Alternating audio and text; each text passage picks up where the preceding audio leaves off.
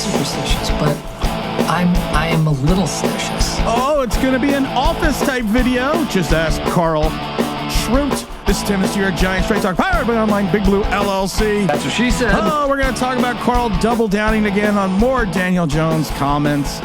You always need a good company, man. Just like Dwight Schrute. I can't take credit for the thumbnail. The Dwight Schrute Carl Banks photo was actually sent to us during a live stream on, I think it was on Sunday. I think it was Sunday night. I don't remember. It was T-Brad and myself were discussing the situation of the Giants, the state of the Giants, and we were talking about how there's no more objectivity within some of the media for the Giants and some of the announcers. And I understand that because of the fact that if I'm getting a paycheck from the Giants, I'm probably not going to say shit if I had a mouthful of it. So, and I understand that. So I get that. But there's an ability to be objective, but not being overly critical. And I think we have gone all the way to the left. We've taken a left turn on this. We are now just attacking the segment of the fan base that has a difference of opinion. And this is the Giants media and the Giants, some of the Giants beats writers and some of the Giants broadcasters. And Carl Banks came out on, I guess it was one of his podcast with Bob Papa. And I didn't fully watch the podcast. I watched everything that everyone sent me. Then I had to go back and watch it. But I thought it was funny though. And we're not going to play the clip. We're just going to read the clip one more time. I think we're in goofy land right now. Let's preface this. There's a certain sector of the folks that call themselves Giant fans. First of all, that's a bad fucking approach, that have made it their life's work to shit on Daniel Jones. Well, when you shit the bed for a period of time and you start blaming the people that are asking you, please stop shitting the bed, that means you are just protecting the product and not really giving an objective opinion. And it's to the point they don't even realize it. It's to a point, well, when you have something for 5 years and you're going on year 6 and you're being told, hey, we got to what you call it though, guys. You got to give them at least one more chance. Yeah, okay. Most teams get rid of quarterbacks after 2 or 3 years. Don't realize it to the point where they're so goofy with their takes and it's making Daniel Jones a sympathetic figure. He's not a sympathetic figure. We're one of the only teams in the league that thought anything of Daniel Jones. We talked about the Michael Lombardi interview the other day where he basically came out and said the same thing I said, that who are the Giants bidding against after Daniel Jones' massive 3,015 yards, 3,015 touchdown season? Yes, he had 700 yards rushing. But who are they bidding against? You had people out there like he wouldn't even get Mitchell Trubisky money, but the Giants gave him $160 million. And then also in that interview, Carl Banks states they had a historically bad offensive line, will negatively impact any quarterback under center. He says some people think he has never good, and that's fine. In the NFL, you give up historic amount of sacks. Number one, your quarterback doesn't finish the season. Number two, he doesn't make great decisions under duress. He doesn't make great decisions not under duress. Witherspoon is still running. There was no pressure. It was just another bad read by the quarterback. He does. That's a reality, and the people want to discount it. I'm a guy who hit quarterbacks. I know how it impacts their decision making. And when you give up a record amount of sacks, decision makings get tough. He only played in 6 games. Yeah, they gave up a record amount of sacks in Seattle, but you had numerous pundits break down the fact that more than half of those sacks were on the quarterback. So it's not like he was getting beat up the entire season. Jones didn't play well last year prior to getting injured, but he would tell you that there's a cause and effect to that. People always accuse me of being a Daniel Jones sympathizer. Yeah. A little bit of a Daniel Jones panty boy, but I understand how the game is played and the fans see it in a different lens.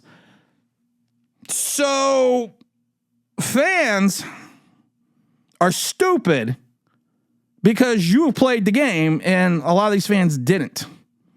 So you see it through a different lens. I played the game through college. Was I ever at the same level as Carl Banks going back to Michigan State? No. Or the pros? No. I played. I've talked about it before. I played 2 years of D3 and I walked on D1. So no. But I can sit there and have my opinion. I'm allowed to. That's what I'm allowed to have. You have to look at the entire process of why people fail or succeed. Sometimes people fail and succeed because they're just not good. We always talk about how we've done everything to screw this kid up. And I always love it because people always give the cause and effect of Phil Simms. And Phil Simms is one of those guys. He is going to be one of those. He's one of those polarizing figures in Giant history because people will sit there and tell you, well, he wasn't very good until that 1980 fall season when he took the Giants to a 9-7 record. First Giant to throw for over 4,000 yards, 22 touchdowns. People forget that Phil Simms' main issue is injuries. We talked about this before in 79. You know, he came in and he had a 6-5 record. Rookie season. 13 touchdowns, 14 interceptions, over 1,700 yards. Finished second behind O.J. Anderson for the Rookie of the Year. Rookie of the Year. All-Pro rookie team or all-rookie team. Came back in 80. Had that proverbial sophomore slump. Went 3-10 again with a couple injuries here mixed in. Only over 2,300 yards, 15 touchdowns, 19 interceptions. Then in 81, he had the Giants at 5-5. Giants are the Ray Perkins. I remember the 81 season quite well. I remember the Joe Danello miss. The Joe Danello, if you miss this again, I'm going to cry. Has a team at 5-5 when he gets hurt. Leading the 81 Giants at that point in time towards the playoffs. Scott Bruner comes in, has that I don't want to call it a magical run. Doesn't really have a he did what he needed to do. Kind of Tommy DeVito'd it. Did what he needed to do to succeed. Got the Giants in the playoffs. Giants won the wild card game. Simms lost the entire 82 season because of a knee injury. 83, we've talked about it before. Busts his hand on top of an Eagles helmet after Bill Parcells went with Scott Bruner. And Parcells said it before that, you know, he made that was a mistake he made. He listened to too many people in 83. And if he was going to they thought they were after 3-12-1, he thought he was going to get fired. And he said, first things first, if I ever get a chance to do it again, I'm going to do it my way. And his way was to start Phil Simms. So there is a little bit difference in the amount of success. People look at the stats and will say, well, Daniel Jones has better stats. Also, Daniel Jones plays in an era where you cannot breathe on wide receivers. Just ask Haynes and Hayes with the Oakland Raiders. Back in the 70s and the 80s, you could beat up on a wide receiver. I've said it before. Before he gets past that 5 yards, you could go to his house, kick his dog, sleep with his wife, key his car, do anything you possibly want to, hit him in the knee with a shovel, and they didn't call a flag. There was no penalties. So it's a different game. But Phil Simms had success. Phil Simms was matriculating his team down the field. And also Phil Simms took a large number of sacks. People will talk about that Daniel Jones is sacked almost over, I think it was like 10.2% of the time on his plays. Phil Simms was 9.3. Phil Simms sack totals. And you got to remember, these were in injury-shortened seasons, 39, 36, 38. And 84. 55 sacks for a league-leading 434 yards lost. Sacked on 9.4% of the time of his plays. And in 79, his rookie season, historically bad line, sacked on 12.9% of his plays. 81, 8.2, 80, 8.2, 81, where he was leading the team to the playoffs. 10.7. He's also sacked 18.8, 9.4, 9.5, 8.8, 11.0, 10, 9. And it wasn't until later in his career did he figure out more likely to how to get rid of the ball because he was a pocket passer. It went down all of a sudden 6'9", 6 and 8.5. So this is a guy that took a beating. This is a guy that literally sat there. And I watched Phil Simms play in 79. I've talked about it before. I've been a Giant fan since as long as I can remember. Family's been a season ticket holder since 76. Opened up MetLife with that horrible loss to the Dallas Cowboys. I went to the opening game, preseason, Giants-Jets at MetLife. Was that the opening game for the Giants at MetLife? Was that the Super Bowl in 2000? Also got to go to the Super Bowl in 86 with my father. I met Carl Banks in 86. He won't remember that, of course. I wanted to ask Carl Banks. It was January 1987. How did it feel meeting a potential legend and by himself? People are gonna take that too seriously. But Phil Simms was a quarterback that took a beating. He took a licking and kept on ticking. Did it affect his decision-making process at times? Probably, but it wasn't an excuse. There was no excuse to that. I always refer to a great article. It was called "The Tale of Two Quarterbacks." It was about Phil Simms and Scott Bruner. I believe it was in the New York Post. I have a copy of it. I've shown it on the stream. They never talk about the excuses of why Phil wasn't good. They didn't talk about the offensive line. They didn't talk about his lack of wide receivers. When you have Mark Bavaro and then the likes of Lionel Manuel, Bobby Johnson, Byron Williams, Tom Mulledy, Ernest Gray, you were even at one point in time, Mike Sherrard. You weren't playing with a full deck of wide receivers outside of Mark Bavaro, but you did have a running game in Joe Morris those years and O.J. Anderson in 90. But you weren't sitting there with this plethora of skill position talent. Yes, he had the Suburbanites. He had a better offensive line. But this better offensive line still gave up 55, 52, and 45 sacks going into the championship of the 85 to the 97 season. If you want to go to 84, 55, 52, 45. That's from 84 to 86. So while the Suburbanites kept it together, there were moments that Phil Simms took a beating. But for you to sit there as a pundit of this organization, of this team, and I understand it, you're just being a good company man. I get it. I get it wholeheartedly. But when you're sitting there calling people, telling people to fan on, telling people you're goofy because of the fact that you don't see the game from the lens that I see, your opinion doesn't matter. Because I used to play, and I see it from a different lens. That's okay if you want to say that. I have no problem with that. But everyone is entitled to their opinion. And I love it. It's Daniel Jones' job to lose, but I think we're going to compete. I don't think it's really going to matter if the offensive line doesn't play well. I think the offensive line will be the key to whoever wins the starting job. If it's Drew Lock, I think everyone will get behind that. But it's Daniel Jones' job to lose. Dun, dun, dun.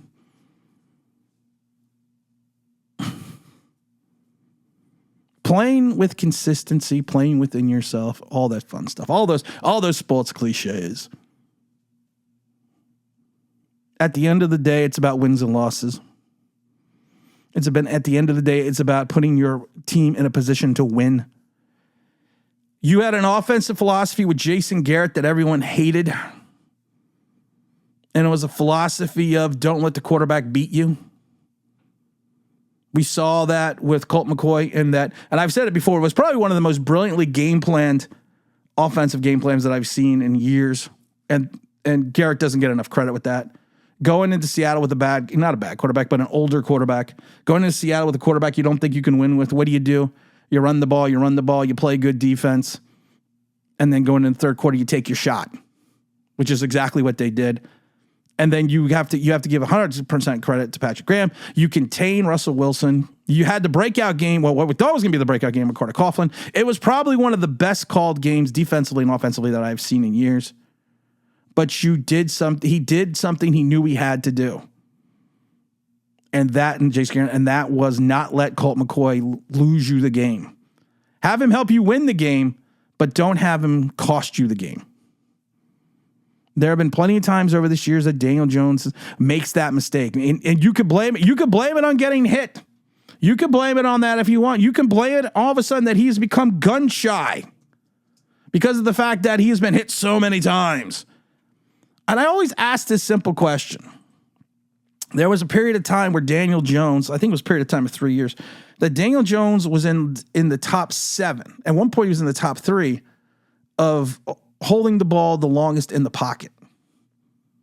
If you have such a bad offensive line, why are you holding the ball so long? And even when he has a short passing game, I don't want to call it a West Coast style offense, but even when they go with a short passing game, even if it's a 2-step, 3-step drop, even if it's just, Danny checkdowns, because this is a guy, again, who doesn't throw the ball over 7 yards, you still take the sack. If you want to be a good company man and spew the company value, I get that. Fan on, I get that, because they're paying you. Hell, like I've said it before, if someone wanted to pay me, the Giants called me up on the phone right now and said, hey, we want to pay you. I'll say all the nice things in the world you want. Because that's just life. That's how you make money. That's how you survive in the world. And I get that. And I don't fault Carl Banks for that. What I fault Carl Banks for is using the fact that if someone doesn't agree with you, they're goofy, being told, or someone needs to fan on, or the fact that you can't have an opinion because he sees things through a different lens because he used to hit a quarterback. No, your opinion as a fan is just as valued as the opinion of someone who used to play the game, a Giant great. You still have that. You still have that valued opinion because it's still your opinion. But at the end of the day, you got to remember this. Sometimes there needs to be a modicum of honesty where you have to finally sit there and someone has to finally sit there and say, the people that are trying to make Daniel Jones a sympathetic figure are the people that work for the Giants or are beat writers that are basically paid by the Giants.